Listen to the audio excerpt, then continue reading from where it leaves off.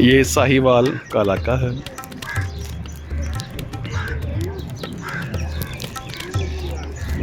और आज हम यहाँ पर कश्ती की सैर करने लगे हैं साहिवाल में।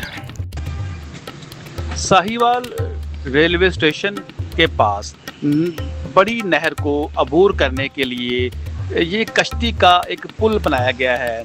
आपने कश्ती का पुल सुना होगा, जिनके ऊपर लोहे की एक तार लगी हुई है और उसके साथ ये कश्ती जो है वो उसमें चलाई जाती है, ताकि नहर की एक तरफ से दूसरी तरफ लोग आसानी जो है वो जा सकें, क्योंकि पुल जो है वो ज़रा दूर है। तो ये शॉर्टकट के तौर पर इसको इस्तेमाल किया जाता है। ये पुराने ज़माने की ये तरीक़ाकार है नहर को अबूर करने के लिए।